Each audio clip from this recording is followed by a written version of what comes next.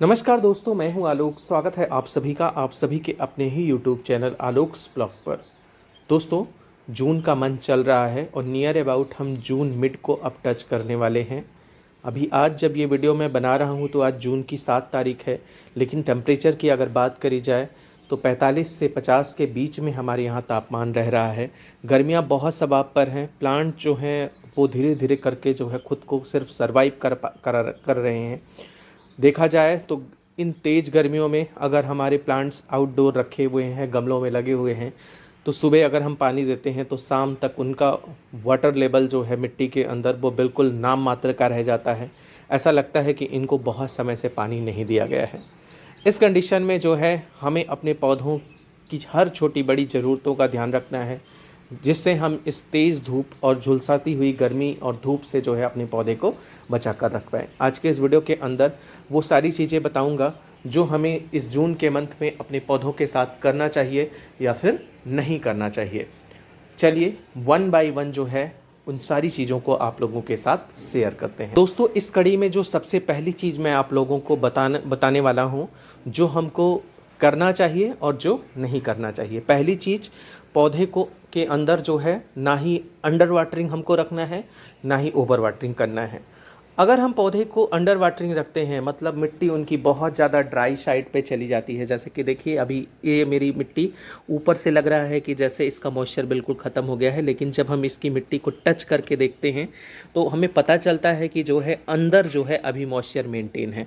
तो मतलब ये पौधा मेरा जो है ये अंडर वाटरिंग से ख़राब नहीं हो सकता है। लेकिन ये चीज़ हमें मिट्टी को टच करके ही पता चलेगा। अगर हम चाहें कि ऊपरी सतह को देखकर सिर्फ ये चीज़ अंदाज़ा लगा लें कि पानी देना है या नहीं देना है, तो उस कंडीशन में हमसे गलती भी हो सकती है।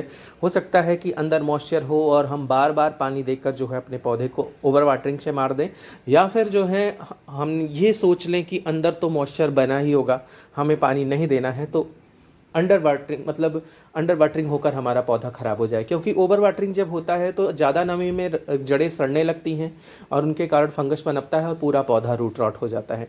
वहीं जब हम अंडर वाटरिंग करते हैं तो जड़ें सूख सी जाती हैं, जो बारीक जड़ें होती हैं वो सूख जाती हैं, और जब वो सूखती हैं और फिर से जब हम पानी देते हैं तो सूखी हुई जड़ें सड़ती हैं, उससे भी रूट रॉट होने की कंडीशन उत्पन्न हो जाती है। तो ना ही ओवर वाटरिंग करनी है और ना ही अंडर वाटरिंग करना है। अगली चीज़ जो हमें करना है वो मल्चिंग का हमको ध्यान रखना है। मैंने तो अपने सारे पौधों में ऊपर जो है वो धान की भूसियाँ डाल दी थी। देखिए, उसी वजह से कहीं पर खड़े खड़े धान जो थे उससे ये धान के पौधे जमने लगे थे। तो मैंने धान की भूसियाँ अपने ज़्यादातर पॉट के अंदर, वैसे भी मैं जो राइस हस्क है वो मिला के रखता हूँ, लेकिन इस टाइम पर अगर हम थोड़ी बहुत मल्चिंग इससे अगर कर देते हैं, मैंने तो इस बार इसी से किया था। और इसके अलावा मेरे पास अगर कुछ पौधे की पत्तियां अगर हम मुझको मिल जाती थी तो उससे मैं कर देता था। या फिर देखिए, यहाँ पर मैंने चाइना पाम के प्लांट के अंदर ये काफ़ी सारे जो है ये वांडरिंग जीव उगा रखे थे।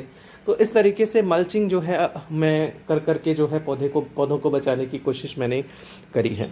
तो अभी मल्चिंग आप करते रहिए। अगर सूखी पत्तियाँ वगैरह मिल जाती हैं जबकि धूप बहुत ज़्यादा तेज़ है, तो इसमें अगर मॉइस्चर को मेंटेन रखना है, पौधों की जड़ों को सुरक्षित रखना है हीट से, तो मल्चिंग जो है वो बहुत ज़रूरी है। अगली चीज़ जो है मिस्टिंग।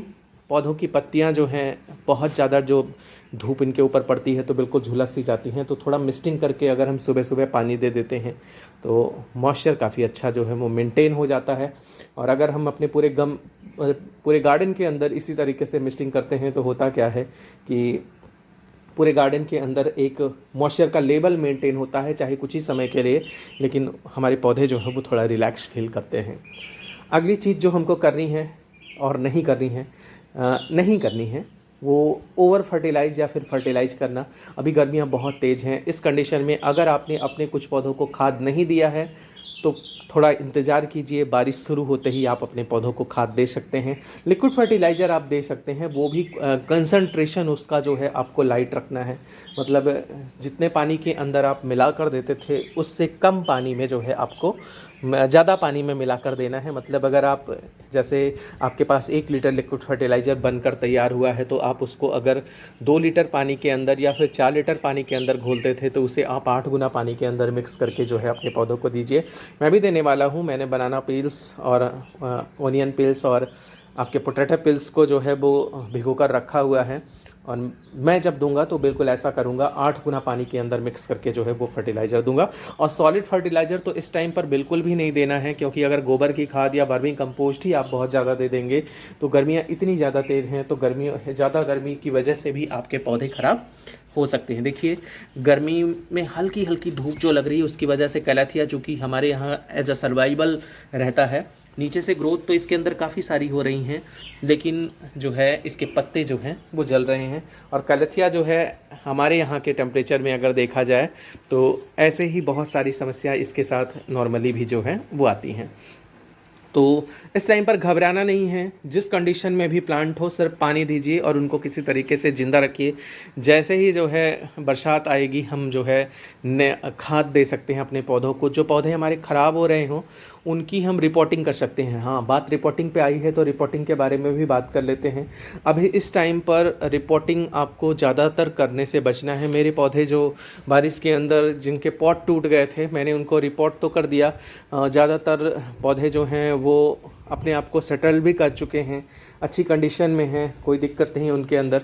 लेकिन अगर हम इस टाइम पर गर्मियों में रिपोर्टिंग करते हैं नए पौधों की तो कहीं ना कहीं वो समस्या बन जाएगी। मैंने 5 जून को जो है अपनी रात रानी, और मेरे पास एक पौधा है बोगनविलिया का, उसकी रिपोर्टिंग मैंने करने की सोची थी, लेकिन गर्मियाँ इतनी ज़्यादा तेज़ थी कि मैंने अपने उस प्लान को स्किप कर दिया। और जैसे ही जो है बारिश का समय शुरू होगा मैं फिर से उसको रिपोर्ट करूंगा। और उम्मीद है कि 3 से 4 दिनों के अंदर हल्की फुहारें ही सही लेकिन बारिश जो है वो शुरू हो जाएगी। नहीं होती है तो फिर देखते हैं, वेट करेंगे, और वेट करने के अलावा हमारे पास और कोई चारा नहीं है। तो इस टाइम पर रिपोर्टिंग से भी बचना है। वो पौधे जो हमारे ख़राब हो रहे हों या फिर नर्सरी से हम नया पौधा लेकर आ रहे हों उनकी रिपोर्टिंग इस टाइम समय पर करना। या तो आप रूट बॉल सहित ऐसे जैसे आपको रूट बॉल जो भी जिस मिट्टी के अंदर भी मिल गई उस वैसे ही रिपोर्ट कर दीजिए, तो वहाँ भी पौधों के साथ समस्या होगी, वो मर सकते हैं। और अगर हमने जो है रूट बॉल ओपन करके रिपोर्ट कर दिया तो वहाँ भी पौधे मर सकते हैं। यहाँ पर देखिए जो है मेरे पौधे जो थोड़ा बहुत ख़राब हो रहे थे अब धीरे धीरे करके इनकी कंडीशन सही हो रही है। ये अरेलिया का पौधा है, इसको मैं दिखा देता हूँ आप लोगों को। जैसे कि ये देखिए इसके अंदर ये फ्लावर्स आ रहे हैं। ये बिंका जो है वाइट कलर का है, बीच में येलो स्पॉट है, ये खिलना शुरू हो गया है। टोरेनिया के पौधे ये रखे हुए हैं। उसके बाद ये सारे के सारे पौधे आपके जो हैं फाइकस के हैं। और फाइकस मैं सोच रहा हूँ इनको जैसे ही बारिश थोड़ा एक आध बार पड़ जाती है तो मैं इनको हल्का सा प्रून भी करूँगा। तो ये है इस टाइम पर। और देखिए कंडीशन मेरे कोलियस की, और मैं इसके अंदर कुछ भी इस वजह से नहीं कर रहा हूँ क्योंकि ये इतना नाजुक पौधा है। ये बारिश में ही सारा ख़राब हुआ था, बारिश और तूफ़ान में ब्रांचेस सारी टूट गई थी।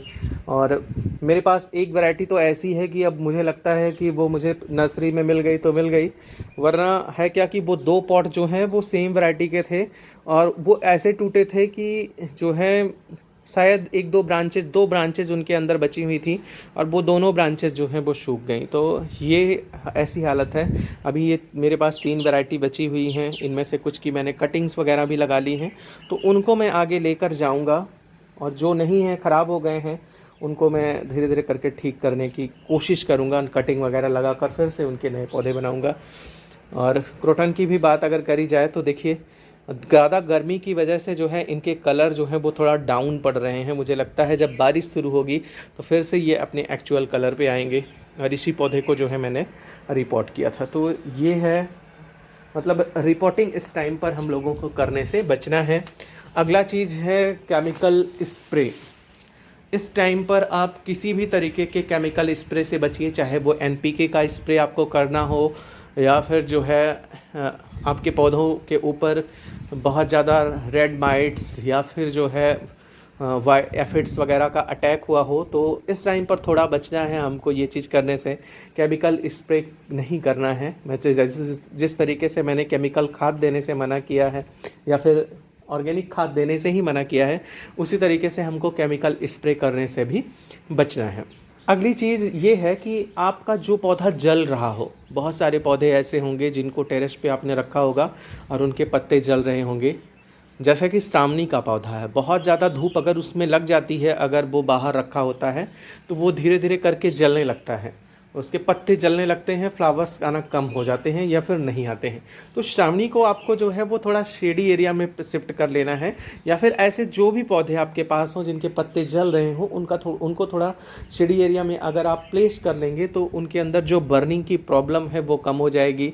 ग्रीन नेट ज़रूर लगाइए। हालांकि मेरे पास नहीं है इस समय ग्रीन नेट, मेरे पास रखा हुआ है, लेकिन मेरे छत पर इतनी तेज़ हवा लगती है कि ग्रीन नेट रुकता ही नहीं, तो इस वजह से मैं नहीं रख रहा हूँ। तो अगर ग्रीन नेट अब तक ना लगाया हो तो कुछ ही दिन के लिए सही, लेकिन लगा लीजिए, बारिश आते ही फिर हटा दीजिएगा। और अगला काम जो हमको करना है, कुछ कंटेनर्स अगर हमारे पास हों, जैसे कि यहाँ पर देखिए 2 कंटेनर में ये धान भी बोया गया है, तो जब ये खाली होते हैं तो वाइट वाला जो ये कंटेनर इधर रखा हुआ है उस साइड में, उसमें मैं पानी भर के अपने गार्डन के बीचों बीच रख देता हूँ। तो इससे भी जो वाटर का वाष्पीकरण है वो गमलों के अंदर से कम होकर इसके अंदर से ज़्यादा होता है, या फिर जो है ये एक मतलब ऐसा क्लाइमेट मॉइस्चर वाला क्रिएट करके रखता है कि पौधे जो हैं वो थोड़ा बर्निंग की कंडीशन की समस्या उनके अंदर कम होती है। तो ये इतनी सारी चीज़ों का हमें ध्यान रखना है इस टाइम पर। कुछ चीज़ें जो करनी है, जो नहीं करनी है, वो लगभग सारी चीज़ें मैंने आप लोगों से इस वीडियो के अंदर शेयर की हैं, क्योंकि बहुत सारे क्वेश्चन इस टाइम पर आ रहे थे रिपोर्टिंग और वगैरह इन सारी चीज़ों को लेकर, तो मैंने सोचा एक पूरी वीडियो ही बना देते हैं। कैसी लगी आपको मेरी ये वीडियो कमेंट करके ज़रूर बताइएगा। ऐसी ही किसी नई वीडियो नए अपडेट के साथ मिलते हैं आप लोगों से किसी नई वीडियो के अंदर। तब तक के लिए bye bye and take care.